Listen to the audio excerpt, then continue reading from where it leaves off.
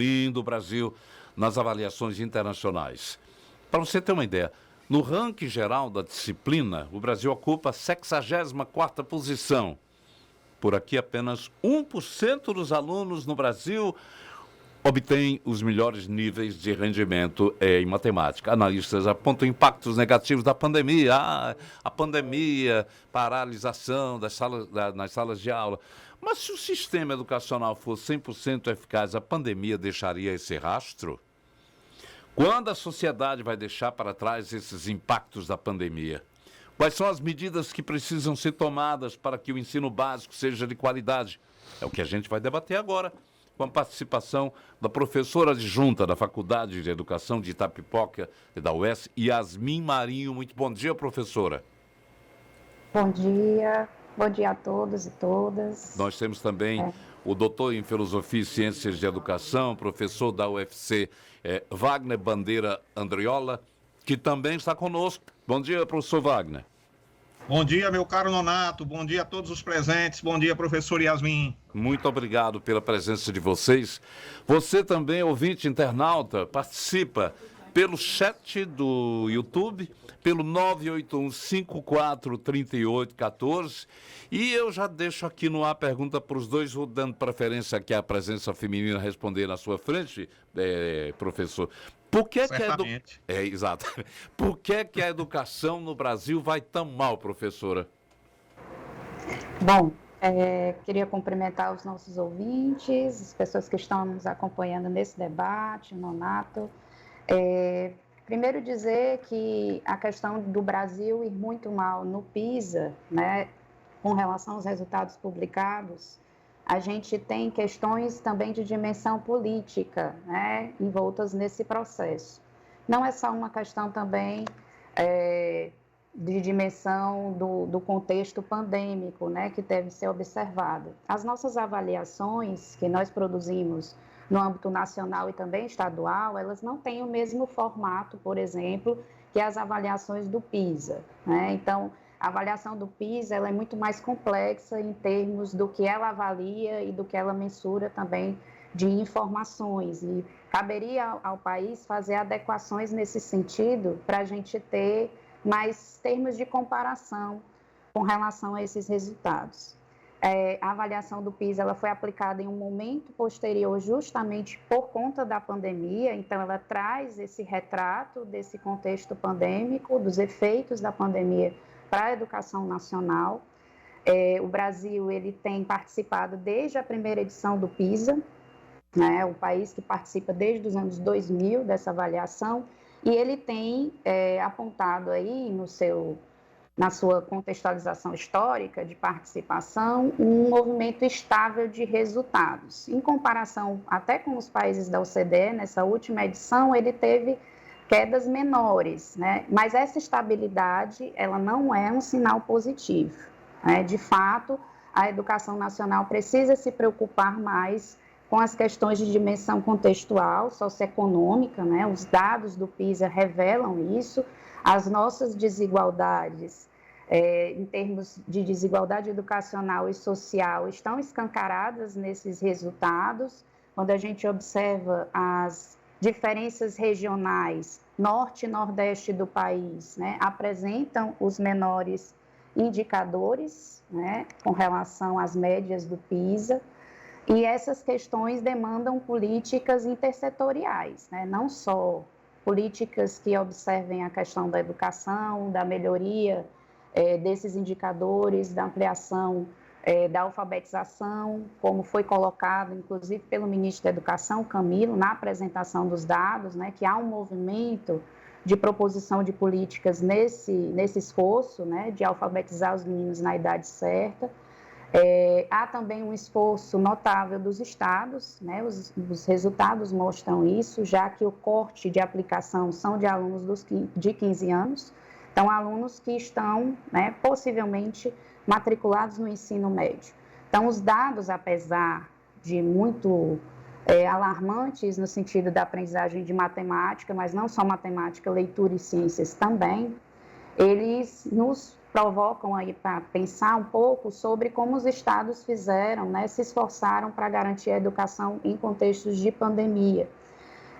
E as pesquisas revelam também um pouco disso, desse esforço dos estados, dos municípios e também das próprias escolas, né? Algumas estratégias que foram movimentadas pelas próprias instituições para garantir essa educação. A qualidade, ela é um conceito muito difuso, polissêmico, então, se o PISA mensura de fato essa qualidade, eu acho que ele dá um recorte, uma informação interessante para a gente pensar as políticas nesse sentido. A gente vai ter oportunidade de destacar mais tudo isso. Deixa eu ver aqui o professor Wagner Andriola. Por que essa educação vai tão mal, professor? Meu caro Nonato, uma vez mais, bom dia a todos os colegas que estão aqui conosco, nos ouvindo, professor Yasmin, a todo o pessoal que está nos acompanhando. Poderíamos parafrasear o que Salomão, há milênios, falou e que está lá no livro do Eclesiastes. Não há nada de novo sob o sol. Desde a primeira participação do Brasil nesse evento, nos anos 2000, portanto, há 23 anos, já se vão aí 23 anos, os nossos resultados são esdrúxulos, são muito ruins. Logicamente, nós estamos em um conjunto e fomos um conjunto de países, né? Estamos no mesmo contexto planetário, fomos afetados pela pandemia da Covid-19. Os resultados, inclusive, demonstram, os resultados do PISA, que os nossos alunos sofreram perdas, mais perdas, quando comparados a outros países, o impacto foi menor. Mas é um impacto muito ultrajante, Nonato, para nós, cidadãos, para nós, contribuintes. Observe o seguinte, os nossos jovens, quando nós comparamos com países mais desenvolvidos, eles estão, em média, 3 anos, repito, 3 anos em atraso quando comparado com os pares europeus. É um atraso substantivo. Isso significa problemas estruturais muito profundos, muito enraizados na educação pública do nosso país. Embora nós tenhamos governantes, o atual ministro da Educação é uma pessoa, foi nosso governador, impulsionou grandes conquistas, mas nós temos uma estrutura muito arcaica, muito frágil, e esses resultados apenas apontam isso. A professora Yasmin foi muito feliz. Quando nós olhamos os nossos alunos e comparamos regiões, adivinha quem é que tem um desempenho mais pífio? As regiões mais pobres, o Norte, o Nordeste. Esses recortes de análises, todos eles apontam para o fracasso da educação pública, problemas estruturais como professores com salários ultrajantes, escolas que estão muito ruins no que diz respeito à sua constituição física, professores desmotivados, alunos que passam pouco tempo no interior das salas de aula, tempo pedagógico diminuto. Então, os problemas continuam os mesmos, Nonato. Infelizmente, é isso que se pode, assim, num primeiro momento, falar sobre esses resultados. Tem coisas boas? Poderemos falar aqui de coisas boas. O estudo também mostra que o país registra alto índice de jovens de 18 a 24 anos que não estudam nem trabalham, chamados nem. Cerca de 24,4% estão nessa situação, enquanto os países desenvolvidos o índice chega a 14%. Além disso, as mulheres aparecem agora em maior número no Brasil, entre os nem, 30%, muito mais do que é visto em outros países, 14%. Mas me chamou a atenção também um dado interessante, é que modelos internacionais e nacionais mostram que mais recursos na educação básica devem ir para um grupo de políticas que conjuntamente tragam resultados. Escola em tempo integral, alfabetização, formação de professores, primeira infância, educação profissional, que eu estava vendo aqui na lista, no ranking das escolas profissionais no Brasil. O Brasil está em 43º lugar em termos da educação profissional pelo mundo. Estamos lá bem distante. Quando se devia estar atento a isso, não é não, professora? Sim, com certeza, né? Os dados, eles salientam essas questões para a dimensão da educação profissional em tempo integral. A ampliação do tempo na escola é muito importante. Eu acho que uma das questões que foram muito debatidas na exposição desses resultados é da importância que a escola tem para esses estudantes. Então, estar na escola o maior tempo possível, um tempo com qualidade, né? Com qualidade com relação ao ensino, as oportunidades de aprendizagem, é um elemento importante que deve ser garantido e deve ser repensado em termos de políticas públicas quando a gente olha para o Brasil. Outra questão que você bem salientou, que o professor Wagner também citou, é a questão da valorização e qualificação docente. Os resultados, eles indicam, né, que os cursos de formação de professores iniciais têm apresentado, né, indicadores alarmantes com relação à qualidade dessa formação. Isso incide também nos nossos resultados de aprendizagem, né? Nós também precisamos repensar outras medidas de valorização e de qualificação desses docentes e repensar essas estruturas curriculares também dos cursos de licenciatura. Isso foi uma fala importante do ministro e acredito que os dados também apontam nesse sentido. A questão de garantia da permanência dos jovens também na escola é um outro elemento importante, né? Num país tão desigual como o Brasil, em que a gente tem dados de evasão dos jovens no ensino médio ainda no primeiro ano bastante alarmantes, é preciso garantir as condições econômicas para que eles permaneçam, né? E para que usufruam desse espaço de tempo integral e profissional com qualidade, né? De forma exitosa. Isso pode favorecer aí a uma possibilidade da gente pensar no futuro em reduzir essas desigualdades de aprendizagens que os resultados mostram. Professor Andriola, a sua avaliação sobre esses dados que eu consultei aqui. Infelizmente, Nonato, como falamos, e a professora Yasmin foi muito feliz nas suas ponderações, nas suas observações, nós temos que centrar esforços em 3 ou 4 aspectos que todos os educadores com mais cancha, com mais experiência, com mais tempo nesse universo da educação brasileira sabem. Primeiro aspecto, e vou aqui repetir algumas coisas que a minha colega, a professora Yasmin, acabou de ponderar. Formação do nosso professorado. A nossa formação, o nosso modelo de formação, de um modo geral, é muito frágil, está muito ruim, e os professores em sala de aula darão aquilo que têm. Como eles possuem uma formação frágil, uma formação desvinculada da realidade educacional, darão esse tipo de experiência aos seus alunos. Os resultados apenas demonstram isso, aprendizados muito frágeis dos nossos alunos, fruto de uma sistemática de ensino também fragilizada por conta da fragilidade da formação do professorado. Isso é o primeiro ponto que o nosso ministro da Educação vai ter que dar uma chacoalhada nesses modelos de formação do professorado.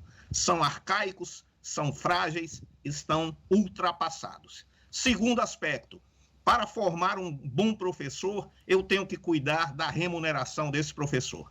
Salários ultrajantes somente atraem profissionais semi-qualificados ou de baixa qualificação. Nós devemos, de alguma maneira, revigorar o plano de cargos e carreiras do professorado. Já avançamos, porém, há que se avançar muito mais. Terceiro aspecto, Nonato. Eu sou de uma geração em que a escola era quase a minha segunda casa. Eu tinha o maior prazer, motivação, interesse, era bem acolhido no interior das escolas. Com o tempo, as escolas perderam essa sua capacidade de acolher os alunos, de tê-los com mais tempo, participando, interagindo, aprendendo. Portanto, tempo de formação integral, escolas de tempo integral, tem que ser a norma e não a exceção dos sistemas educacionais brasileiros. Nós devemos buscar isso rapidamente, a passos largos. A escola tem que mobilizar a sua estrutura para funcionar no tempo integral. E, por fim, o quarto aspecto, a professora Yasmin aqui também ponderou. Os nossos modelos de currículo, o currículo no ensino médio, sobretudo, ele tem que ter uma vinculação, uma aderência à sociedade, ao mundo real, ao mundo do trabalho. Essas pessoas, esses alunos, essas famílias anseiam para que o aluno demonstre conhecimentos que tenham a ver com a vida concreta, respondam às demandas das empresas, da sociedade. Portanto, uma revolução no modelo curricular nós ansiamos, a sociedade brasileira anseia. Em síntese, são esses 4 pontos assim que são mais substantivos de cuidado. Muito bem colocados, por sinal. Hoje não formamos para a prática porque investimos em formação precarizada, com educação à distância, que até agora foi proibida a abertura de novos cursos.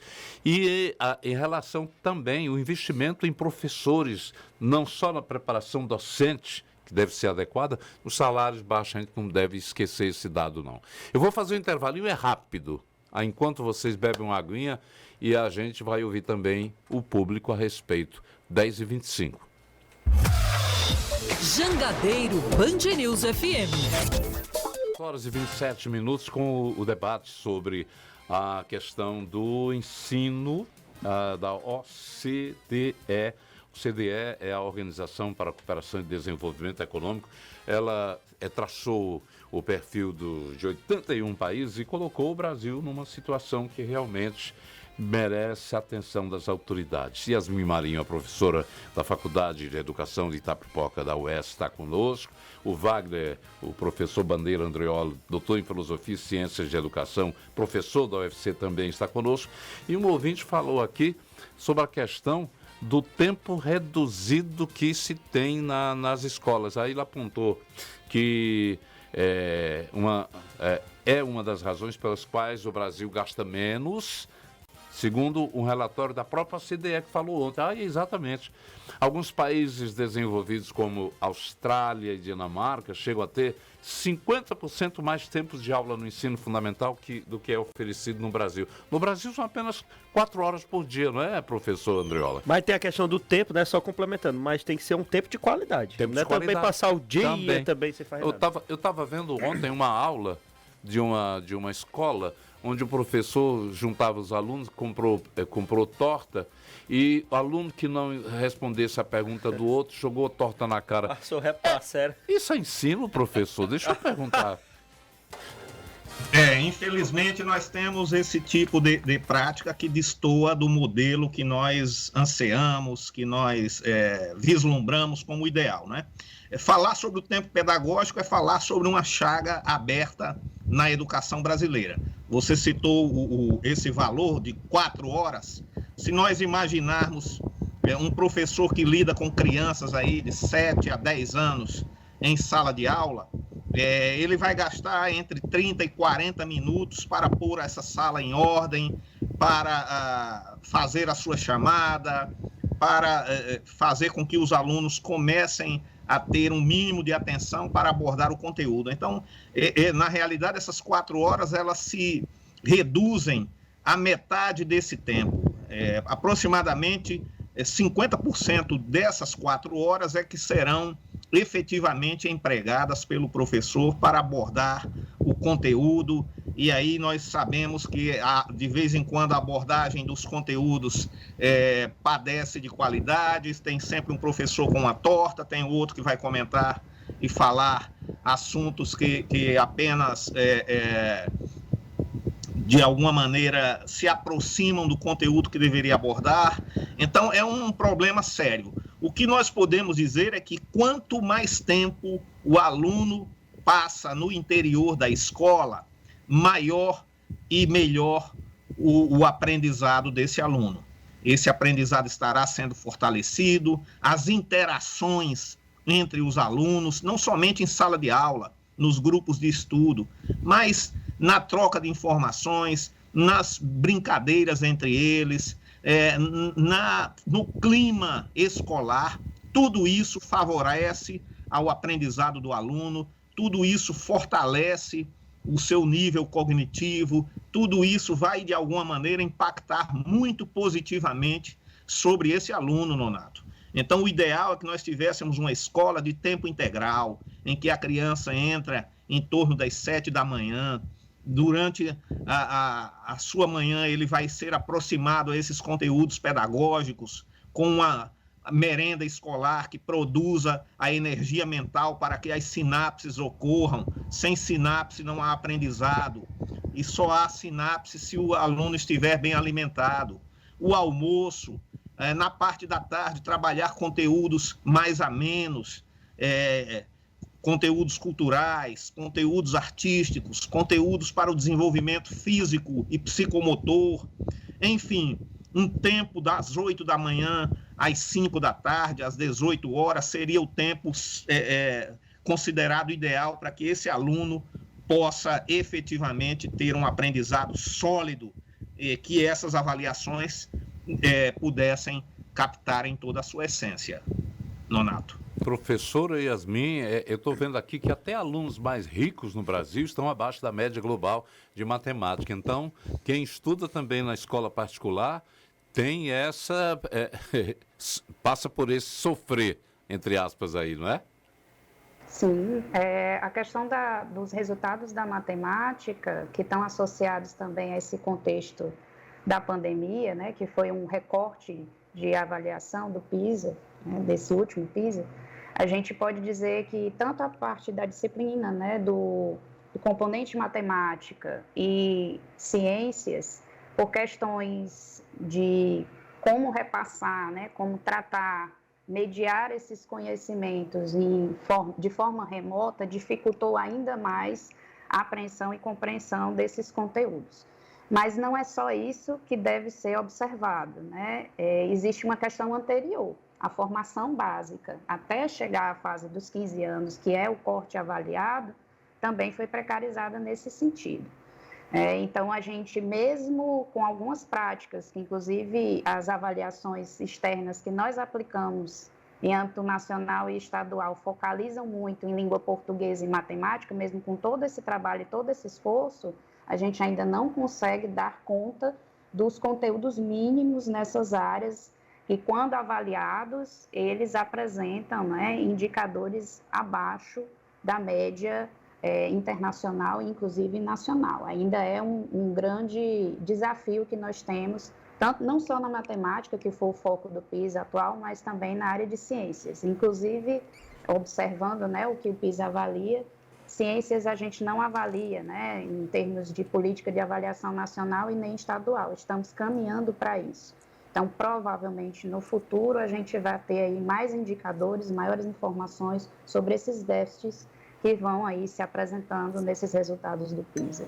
Professora, aproveitando também, queria o comentário da senhora aproveitando isso que a senhora falou, tem o comentário aqui do Paulo, que ele avalia que nos últimos anos existiu uma expansão e valorização do ensino superior, abertura de universidades, inclusive pelo interior do estado, e, em contrapartida, o ensino básico foi meio que esquecido. Seria justamente puxando por esse comentário que a senhora fez também?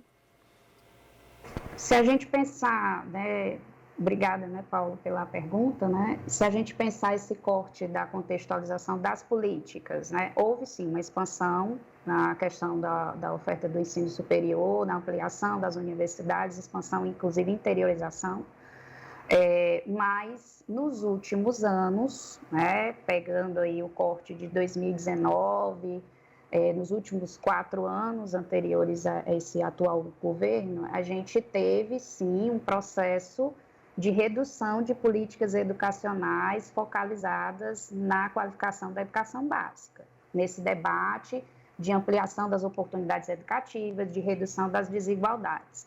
Nós também tivemos, né, aí um período tortuoso de transição de cargos no Ministério da Educação, e isso teve um impacto muito forte quando a gente pensa essa parte da implementação das políticas públicas, né? Porque o Ministério acaba ocupando essa figura importante da normatização, da implementação e da discussão das políticas educacionais no Brasil, já que não há um sistema propriamente dito, né? Um sistema nacional de educação. Então, esse local, né, de discussão da educação em termos políticos, ele ficou um pouco nebuloso, né, e claro, isso tem consequências também quando a gente observa os resultados de aprendizagem, né, esse corte temporal, né, inclusive há pesquisas da própria OCDE e relatórios internacionais de outros organismos que falam, né, que de 2018, 2019 em diante, o Brasil teve atrasos educacionais que podem ser equiparados a atrasos de 10 anos. Então, a gente teve retrocessos aí importantes que, claro, repercutem nesses resultados. Ok, a gente está chegando ao final desse debate muito esclarecedor e que faz uma análise muito real, tanto a professora quanto a Andriola mostram realmente um quadro real da educação brasileira, mas nortearam também a possibilidade de mudanças, claro, se forem efetivadas medidas importantes citadas aqui pelos dois bons mestres. Agradecemos a participação de vocês. Até um próximo encontro, tanto Yasmin Marinho quanto Wagner Bandeira Andrioli. Bom dia. Muito obrigado, Nonato. Bom dia, um abraço a todos. Um abraço, Bom professora. dia. Obrigada, Nonato. O ouvinte que ligou assim, o que é o PISA? Vamos aproveitar e dizer aqui que o PISA é uma relação feita, é o principal exame internacional em educação que mede, acima de tudo, a cada 3 anos, o desempenho de estudantes de 15 a 16 anos. Por quê? Porque é os que estão saindo exatamente para uma etapa nova de aprendizado e também para a vida. Da vida profissional. Muitos saem com 16 anos sem saber de nada. Fizeram o ensino fundamental e médio e muitas vezes não têm uma atividade. Ficaram nem sem saber nada. O ensino profissionalizante é a saída. E o tempo maior dentro do aluno e do professor dentro da escola devem ser